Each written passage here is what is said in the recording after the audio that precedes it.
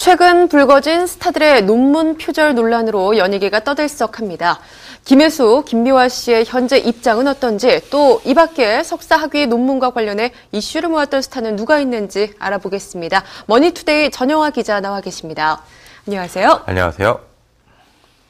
네, 어제였습니다. 25일 배우 김혜수 씨가 자신의 석사학위 논문 표절 의혹과 관련해서 사과의 뜻을 전하는 시간을 가졌죠. 예, 김혜수 씨는 어제 이화여대 삼성홀에서 열린 KBS ETV 월화극 직장의 신 제작 발표가 열리기 직전 먼저 무대에 올라와서 이유를 불문하고 잘못된 일이라며 석사학위는 반납하겠다고 밝혔습니다. 네. 김혜수는 앞서 지난 22일 2001년 성균관대 언론대학원에서 받은 석사학위 논문 연기자의 커뮤니케이션 행위에 관한 연구가 상당 부분 표절됐다는 의혹이 제기되자 곧바로 소속사를 통해 사과의 뜻을 밝혔습니다. 이날 김혜수는 논문을 작성했던 2001년 당시에는 제 스스로 표절에 대한 뚜렷한 경계나 정확한 인식이 없었던 탓에 논문 작성 중에 실수가 있었음을 인정한다며 지난날 실수에 대해 깊이 반성하고 있다고 사과를 했습니다. 김혜수는 우려를 끼친 만큼 자숙하는 모습을 보여드리는 게 도리겠지만 현실적으로 방영을 고작 일주일 남긴 시점에서 제작진과 관계자에게 또 다른 막중한 피해를 드릴 수밖에 없는 입장이라 너무도 무겁고 죄송한 마음으로 촬영에 임하고 있다고 전했습니다. 네, 방송인 김미화 씨도 출연 중이던 진행하던 라디오 시사 프로그램에서 하차하겠다는 뜻을 밝혔어요. 예, 김미화 씨는 어제 이제 자신의 트위터를 통해서 이제 3월 25일자로 그동안 진행해왔던 CBS 라디오 김미화의 열애분에서 자진 하차하겠다는 뜻을 밝혔습니다. 네. 김미화는 일부 언론에서 2011년 성균관대 언론대학원에서 받은 석사학위 논문 연예인 평판이 방송 연출자의 진행자 선정에 미치는 영향이 상당 부분 표절됐다고 이제 지적을 받자 이론적인 배경을 정리하는 과정에서 인용 각주를 제대로 처리하지 않았을 뿐 표절은 아니다라고 해명을 했습니다. 하지만 김미화는 논란이 계속되자 이것이 논란에 책임을 지는 모습이자 도리라며 논문 전체가 표절로 판명되면 기꺼이 징벌을 감수하겠다고 밝혔습니다. 네, 논문 표절 의혹 논란, 사실 제기되는 것만으로도 여러 가지 후폭풍이 일곤 하는데요. 네. 표절 논란이 이렇게 이어지니까 네티즌들 사이에서는 과거에 석사학위 논문으로 화제가 됐었던 스타들이 다시 회자가 되고 있죠.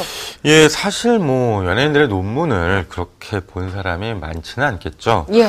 저도 꼼꼼히 읽어본 건 그렇게 많지는 않은데요. 네.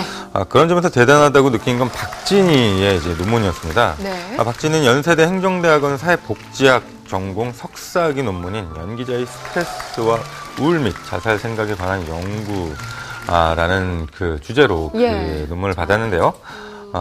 연예인 자살이 사회적인 문제로 이제 계속 불거지고 있었는데, 네. 박진희가 동료 연기자들을 대상으로 설문과 심층 인터뷰를 진행해서 이 논문을 만들어서 화제가 됐습니다.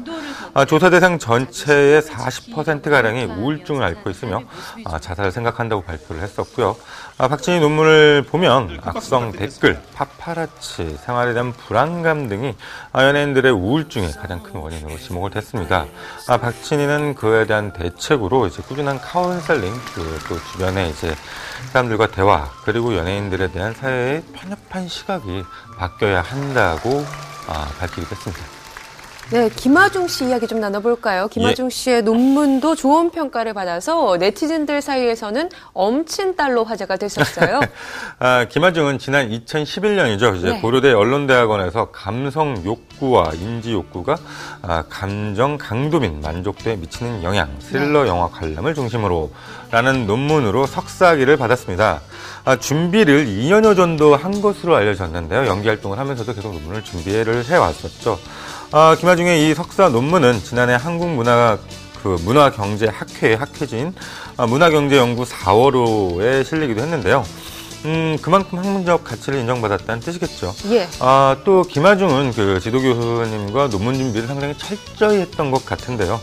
인용과 각주가 그 전체 논문의 한 3분의 1 정도 된다는 이야기를 듣고 있는데요. 그만큼 서로 준비가 철저히 했기 때문에 이런 평가를 받는 게 아닌가 싶습니다.